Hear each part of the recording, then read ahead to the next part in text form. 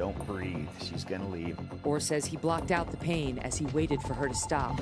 This man's name is Todd Orr, and he found himself face to face with a grizzly bear in a brutal attack. With razor-sharp claws and powerful teeth, the bear tore into his flesh and chomped on his bones so mercilessly that even the experts were speechless how he survived this. But there was one little detail that made Todd survive this unexpected attack.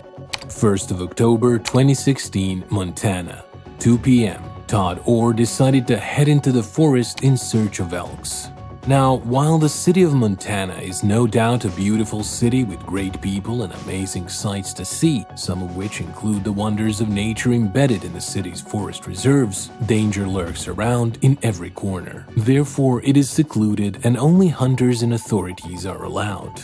But of all these forests, the most dangerous is perhaps the Gallatin National Forest. With over 3,000 acres of pure nature, trees, bushes, shrubs, and 6 separate mountains, this forest is by far one of the most majestic in Montana. Crawling with nature's best, it is the perfect destination for both tourists who wish to soak in the wonders of nature and also hunters, as animals like elks, bisons, mules, deers, and moose have made the forest their homes. Now, this is where it gets a little more intense, because those aren't the only animals that exist in the Gallatin National Forest. Cougars and gray wolves also live here, as well as yet another apex predator, the grizzly bears. It's okay if you get a little bit scared now, but don't be just yet.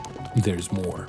Weighing anywhere between 200 to 700 pounds depending on the gender, grizzly bears are known to be one of the most dangerous predators on Earth. Now, for the terrifying part. Bears are so high up in the food chain that they have no natural predators, and they particularly hunt large animals like elks or bisons. Perhaps one of the reasons they're so deadly is due to their large appetite, as an average bear consumes up to 90 pounds of food per day, the weight of an average man.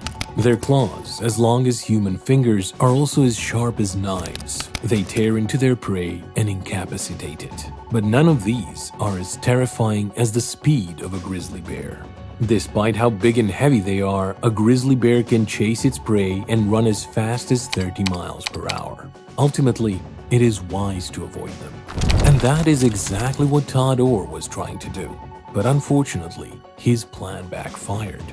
Todd was an engineer, living in the beautiful city of Montana, but that was just his job. The one thing that set Todd aside from others was his spirit of adventure. Besides engineering, he was also a custom knife maker, into fitness, and loved to ride bikes on dirt roads. But above all, Todd Orr was a hunter, and a pretty good one at that. For years, he had walked along the forests in Montana during hunting season, looking for game.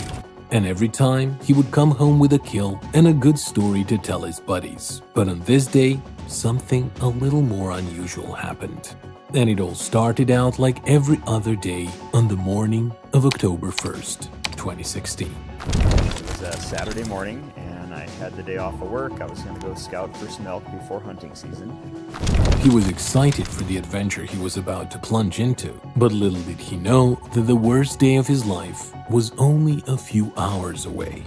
However, make no mistake, Todd was no fool. He was fully aware that danger lurked all around this forest, and he was especially aware that grizzly bears were in the area. So, in preparation, he had his bear spray strapped to his chest, a gun hanging from his sides, and a bag filled with supplies. On top of that, he took every other precaution to make sure there was no danger around. As far as experience and caution was concerned, Todd Orr did everything right. But what happened next defied all logic and reasoning. And about 3 miles up, I stepped out into a little opening, and I see a sow grizzly and 2 cubs. She immediately turns and runs over the ridge and just disappears into the trees. And I thought, this is a good bear. She doesn't like people. Todd stood where he was for a bit, making sure the bear was really gone. He was lucky, he thought. The bear probably didn't want confrontation because of her cubs. After a minute, he decided it was safe to keep going. He had never been more wrong in his entire life. Unknown to him, the bear didn't leave the area. It had gone away just to drop her cubs, and then circled all the way back behind Todd in a bid to finish him off. He heard a twig snap from behind him, and as soon as he turned, his eyes widened in shock at the sheer speed of the beast headed straight for him. As terrified as he was, he also remembered that he had come prepared. There was a 10mm pistol hanging from his side and a bear spray strapped to his chest. Instantly, Todd grabbed the bear spray in his chest, opened it, and let the bear have it. But it didn't work out how he had planned. So I just took a step back and just a big blast of spray. And just her momentum coming downhill and her speed, just instantly she flew right through that spray, and I just turned. Within the next millisecond, the 300-pound bear had landed on top of him, knocking him onto the ground. Now Todd could only do one of two things: run or fight. But he had been a hunter and adventurer for years, and he knew better. He knew he could neither overpower or outrun a bear, so he did what any right-thinking, experienced hunter should do. Down and protect the back of my neck, and she was on me that quick. If bears could show surprise, this bear definitely would have, because what Todd did next almost made no sense. He crouched down, seated on the floor, and maintained a ball position using his hands to cover his neck, face, chest, and other vital areas. He knew this could get ugly fast, and he could lose his life. He was in a precarious situation, and all he could pray for was simply to survive. But that was not all. He could not run, and if he tried to fight, he would only piss the bear off more. But apparently, this bear was already pissed off enough. The next thing the bear did pushed Todd to the brink of life and death. Growling in a fit of monstrous rage, the bear chomped on Todd's right arm. With her powerful teeth, she bit him up to 6 times in different parts of his hand, tearing his flesh out and opening the floodgates of blood.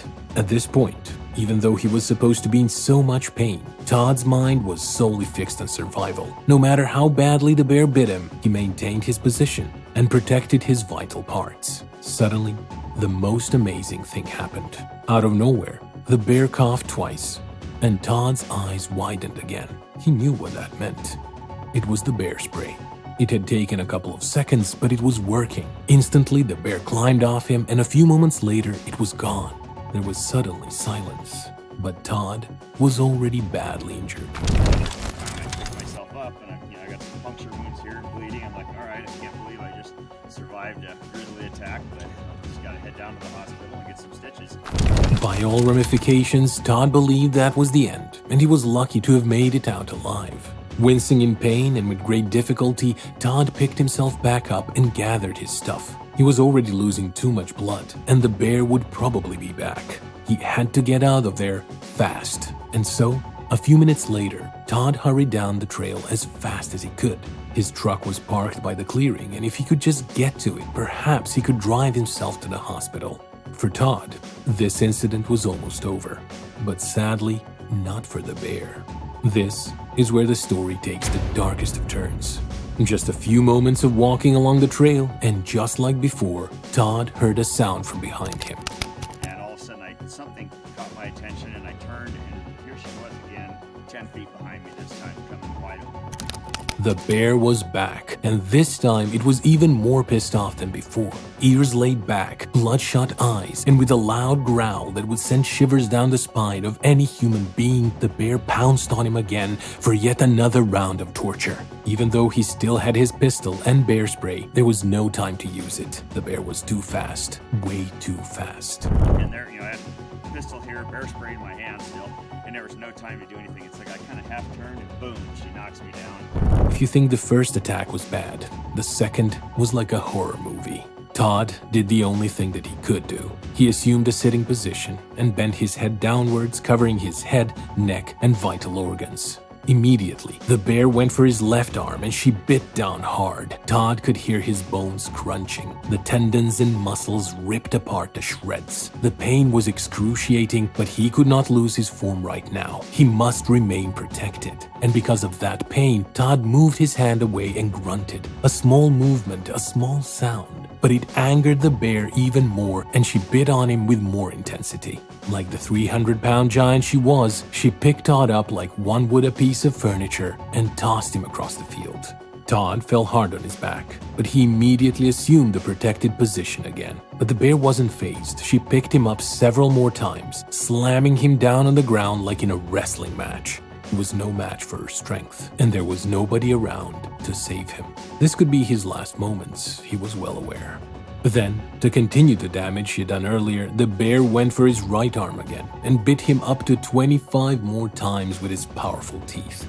The pain shot through Todd's body like electricity, and he was half unconscious now. Then, the bear bit his side too, as he tried to squirm away from her. But wherever he turned, the bear was there to deliver bites. She was too fast. But all that mattered to Todd was maintaining the position he was in.